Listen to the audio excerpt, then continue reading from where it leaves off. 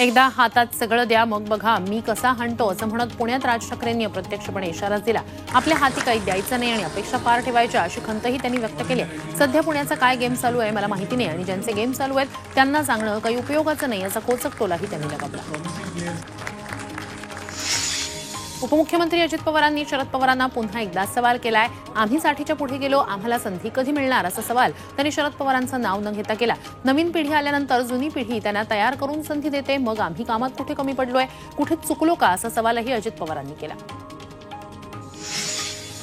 काँग्रेसचे प्रभारी रमेश चेन्नीथला आणि प्रदेशाध्यक्ष नाना पटोले यांनी उद्धव ठाकरेंची मातोश्रीवर भेट घेतली. यात राज्यसभा निवडणूक तसंच जागा वाटपाबाबत चर्चा झाल्याची माहिती सूत्रांनी दिली. तरी सदिच्छा भेट असल्याचा दावा चेन्नीथला यांनी केलेला आहे. तसंच राज्यसभेचा उमेदवार अद्याप निवडला नसल्याचंही ते म्हणाले.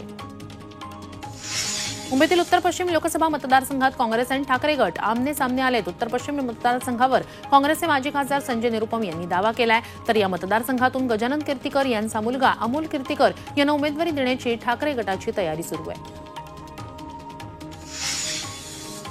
काँग्रेसचे माजी मंत्री आणि नेते बाबा सिद्दीकी यांनी राष्ट्रवादी काँग्रेसच्या अजित पवार गटात प्रवेश केलाय. उपमुख्यमंत्री अजित पवारांच्या उपस्थितीत मुंबईत हा कार्यक्रम झाला. तुमच्या पाठोपाठ तुमचा मुलगा झिशान यालाही राष्ट्रवादी काँग्रेस पार्टीत घेऊन येतो असं प्रफुल्ल पटेल यांनी बाबा सिद्दीकी यांना सांगितलं. ठाकरे गटाचे आमदार भास्कर जाधव यांना एक दिवस चोप देणार असा इशारा केंद्रीय मंत्री नारायण राणेंनी दिलाय. भास्कर जाधवांचा भाडोत्री असाही उल्लेख राणेंनी केला. तसंच भास्कर जाधवला निवडणुकीसाठी 15 लाख रुपये दिले त्याचा विसर पडल्याची आठवण राणेंनी जाधवांना करून दिली आहे. आमच्या रक्तात अजून महापुरुष यायचे आहेत, त्यात फक्त जातीचं राजकारण भरलंय अशी खंत राज ठाकरेंनी पुण्यात व्यक्त केली. फक्त शिवाजी महाराज की जय म्हणजे इतिहास नाही तर हे सगळं सांभाळलं जावं असं आवाहनही राज ठाकरेंनी पुण्यात केलंय. जातीतून इतिहास वाचतो हे महाराष्ट्राचं राजकारण असल्याचं राज ठाकरे म्हणाले. पुण्यात राज ठाकरेंनी इतिहास संशोधक मंडळाला भेट दिली आहे. तिथे इतिहास संशोधक पांडुरंग बलकवडे यांनी राज ठाकरे यांना ऐतिहासिक फरमानांबाबत माहिती दिली आहे. त्यातील फारुखी फरमान पाहताना राज ठाकरे यांना अजित पवारांची आठवण झाली. फारुखी फरमान अजित पवार बोलतात तसं लिहिलंय. ना स्वल्पविराम ना उद्गारवाचक चिन्ह असा मिश्किल टोला राज ठाकरे यांनी लगावला. राम मंदिराच्या प्रस्तावावरून शरद पवार गटाचे खासदार अमोल कोल्हे केंद्र सरकारवर चांगलेच बरसले. रामायणात कांचनमृगाचं आमिष दाखवून सीतेचं अपहरण केलं होतं. कलियुगात ईडी सीबीआयचा धाक दाखवून निवडणूक चिन्ह पक्ष आणि नेत्यांचं हरण होतं असा आरोप कोल्हे यांनी लोकसभेत बोलताना केला. राम मंदिराच्या प्रस्तावावर लोकसभेत करण्यात आलेल्या चर्चेवेळी खासदार असदुद्दीन ओवैसी यांनी केंद्र सरकारवर हल्लाबोल केला. मोदी सरकार फक्त हिंदुत्वाचं सरकार आहे का असा सवाल ओवैसींनी विचारला. तसंच आपण बाबर किंवा जिनांचा प्रवक्ता नाही असं म्हणत बाबरी मशीद जिंदाबादचे नारेही दिले. केंद्रीय गृहमंत्री अमित शाह यांनी मोठी घोषणा केली आहे. सीएए कायदा लोकसभा निवडणुकीपूर्वीच लागू होणार, याबाबत कुणीही शंका घेऊ नये असं अमित शहांनी सांगितलं. सीएए हा कुणाचंही नागरिकत्व हिरावून घेणारा कायदा नाही असंही अमित शाह म्हणाले. काँग्रेसच्या भारत जोडो यात्रेचा आज 29वा दिवस आहे. छत्तीसगडच्या रायपूरमध्ये राहुल गांधी यात्रेत सहभागी होणार आहेत. भारत जोडो यात्रेचा आजचा मुक्काम कोरबा जिल्ह्यात असणार आहे. राज्यातल्या गोळीबार प्रकरणी दोषींवर कठोर कारवाई करणार असल्याचं गृहमंत्री देवेंद्र फडणवीस यांनी सांगितलंय. त्यामुळे राज्यात राष्ट्रपती राजवट लागू करण्यासारखी परिस्थिती नाही असं उत्तर शंभूराज देसाई यांनी उद्धव ठाकरेंना दिलं. तसंच उद्धव ठाकरेंकडे काही माहिती असेल तर त्यांनी पोलिसांना द्यावी असंही देसाई म्हणाले. घोसाळकर हत्येवरून ठाकरे आणि फडणवीसांमध्ये कलगीतुरा रंगला. फडणवीस हे निर्ढावलेले निर्दयी मनाचे मनोरुग्ण गृहमंत्री आहेत अशी टीका उद्धव ठाकरे यांनी केली आहे. गाडीखाली श्वान आला तरी विरोधक राजीनामा मागतील असं वक्तव्य फडणवीसांनी केलं होतं आणि त्यावरून त्यांनी हा निशाणा साधलाय. तर उद्धव ठाकरे यांच्या डोक्यावर परिणाम झाल्याची टीका फडणवीसांनी केली आहे. अहमदनगरमध्ये एका मिठाई व्यावसायिकावर जीवघेणा हल्ला करण्यात आला. शनिवारी रात्री 10च्या सुमारास किर्लोस्कर कॉलनीत ही घटना घडली. 2 हल्लेखोर मोटरसायकलवरून आले होते. त्यांनी गावठी कट्टा आणि तलवारीनं धीरज जोशी या मिठाई व्यावसायिकावर हल्ला केला आणि ते पळून गेले. जखमी जोशींना उपचारासाठी रुग्णालयात दाखल करण्यात आले. धाराशिवमध्ये मोबाईल चोरल्याच्या संशयावरून एका तरुणाला बेदम मारहाण करण्यात आली. उपचारादरम्यान त्याचा मृत्यू झालाय. या प्रकरणी 4 अटक करण्यात आली. अमर लोमटे असं 27 वर्षीय मृत तरुणाचं नाव आहे. ढोकीमधल्या तेरणा साखर कारखाना परिसरातील ही घटना आहे. राज्यातील काँग्रेस आणि राष्ट्रवादी शरद पवार गटाच्या नेत्यांनी राज्यपाल रमेश बैस यांची भेट घेतली आहे. काँग्रेस प्रदेशाध्यक्ष नाना पटोले यांच्या नेतृत्वाखाली ते राजभवनावर भेटीला गेले होते. राज्यातील ढासळलेल्या कायदा सुव्यवस्थेबाबत राज्यपालांशी चर्चा करण्यासाठी ही भेट होती. मुंबईत आज अभियांत्रिकी आणि देखभाल दुरुस्तीच्या कामांसाठी मेगा ब्लॉक घेण्यात येतोय. मध्य रेल्वे आणि हार्बर रेल्वे मार्गावर मेगा ब्लॉक असेल. मध्य रेल्वेवर माटुंगा ते ठाणे अप अँड डाऊन धीम्या मार्गावर, तर पनवेल ते Vashi up and down harbour मार्गावर मेगा ब्लॉक घेतला जाणार आहे. मुख्यमंत्री एकनाथ शिंदे पालघर दौऱ्यावर होते. तिथे मनोरमध्ये रोड शो दरम्यान एकनाथ शिंदे पडताना थोडक्यात वाचले. गाडीचा दरवाजा उघडून उभं राहून ते कार्यकर्ते नागरिकांना हात लावून अभिवादन करत असताना घसरले. मात्र बाजूला तैनात असलेल्या सुरक्षा रक्षकांनी त्यांना वेळीच सावरलं. सातारा शहरालगत राष्ट्रीय महामार्गावर आणेवाडी टोलनाक्यावर वाद झाला. संभाजीराजे छत्रपती यांच्या स्वराज्य संघटनेच्या नाशिकमधील कार्यकर्त्यांच्या गाड्या सोडण्यावरून वादावादी झाली. त्यामुळे काही काळ हा टोलनाका बंद ठेवण्यात आला. त्याचा नाहक त्रास इतर प्रवाशांना झाला. मुख्यमंत्री एकनाथ शिंदे डोंबिवली पश्चिमेच्या फडके रोड मैदानातील एका कार्यक्रमाला भेट देण्यासाठी येणार आहेत. त्यामुळे महापालिका कामाला लागली. यासाठी रस्त्यावरचे खड्डे डांबरीकरणानं बुजवले जात आहेत. त्यामुळे केवळ महत्त्वाच्या व्यक्तींचे पाय शहराला लागले तरच रस्ते सुधारणार का, असा उपरोधिक सवाल नागरिकांनी केलाय. साताऱ्याच्या कोरेगाव नगरपंचायतीच्या माध्यमातून कोट्यवधी रुपयांच्या विविध विकास कामांचं उद्घाटन झालं. शहरातील महिला आणि ज्येष्ठ नागरिकांच्या हस्ते नारळ फोडून लोकार्पण सोहळा पार पडला. या सोहळ्यासाठी मोठ्या प्रमाणात नागरिकांनी गर्दी केली होती.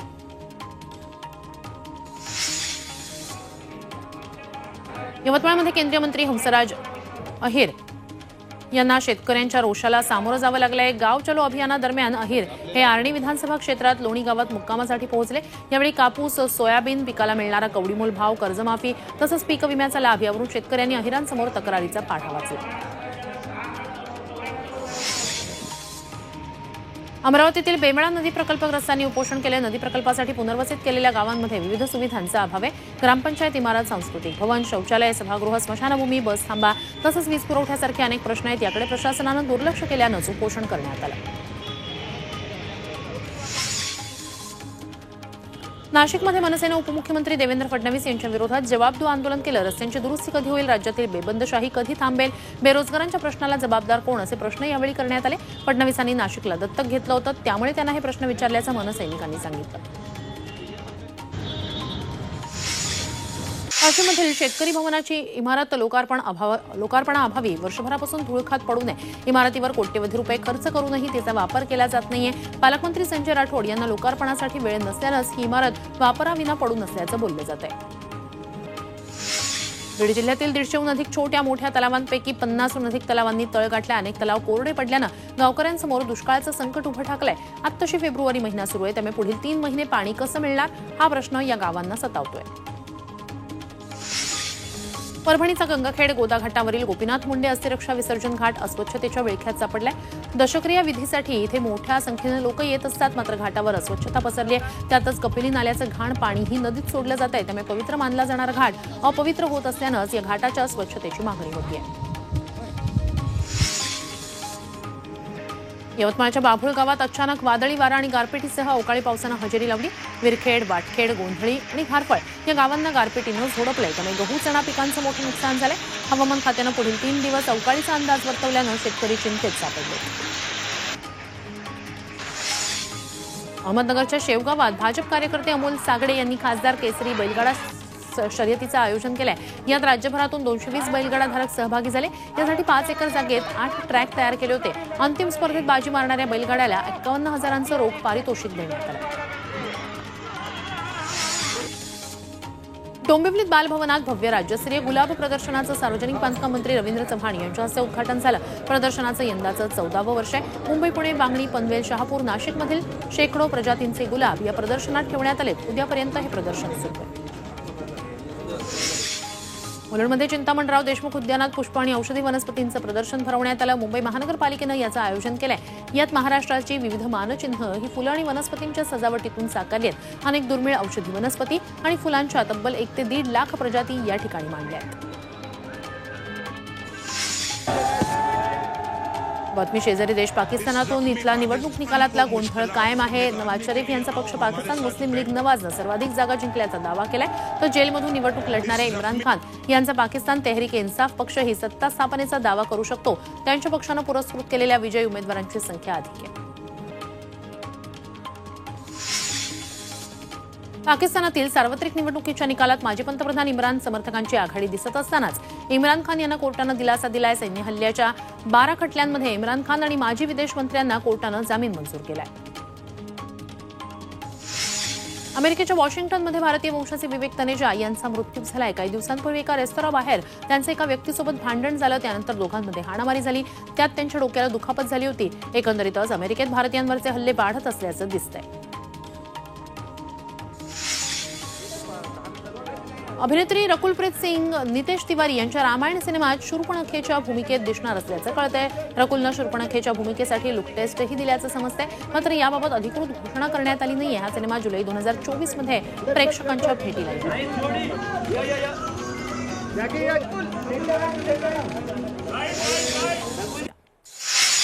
बातमी क्रीडा विश्वातून आहे। भारत आणि ऑस्ट्रेलिया दरम्यान पुन्हा एकदा वर्ल्ड कपचा अंतिम सामना रंगणार आहे। भारत आणि ऑस्ट्रेलियाच्या अंडर-19 संघांनी फायनलमध्ये धडक मारली आहे, त्यामुळे भारताच्या उदय ब्रिगेडकडे जुना वचपा काढण्याची संधी आली आहे। हा सामना आज बनोनीच्या विल्मूर पार्कवर खेळवण्यात येणार आहे। आजचा सामना जिंकून 6व्यांदा वर्ल्ड कप ट्रॉफीवर नाव कोरण्याची संधी भारताला आली आहे। अकोल्यात चालत्या एसटी बसमधून 27 लाखांचं सोनं आणि 3 लाखांची रोकड लुटण्यात आली आहे। अकोला ते संभाजीनगर एसटी बसमध्ये एका वृद्ध दाम्पत्याला लुटण्यात आलंय। 4 ते 5 चोरांनी लुटमार केली। पोलीस या प्रकरणी आरोपींचा शोध घेत आहेत। नवी मुंबईतील कोपरखैरणे पोलिसांनी 3 गुन्ह्यांची उकल करत गांजा विक्रेते, चेन चोर आणि स्टील चोरांना अटक केली। इथल्या झोपडपट्टीतून 3.5 लाखांचा 20 किलोचा गांजा जप्त केलाय। 4घांना गजाआड केलाय, तर चेन चोराकडून सोन्याच्या मंगळसूत्रासह बाईक जप्त करण्यात आले। तसंच 50,000चं 500 किलो स्टील चोरणाऱ्या 2घांना बेड्या ठोकण्यात आल्या। जळगावच्या यावल तालुक्यातील दहिगावमध्ये 48 तासांची संचारबंदी लागू करण्यात आली। 2 गटातल्या वादाच्या पार्श्वभूमीवर हे पाऊल उचलण्यात आले। गावात गुरुवारी रात्री 2 समुदायांमध्ये तणाव झाला होता, तर पोलीस प्रशासनानं तात्काळ धाव घेत परिस्थिती नियंत्रणात आणली।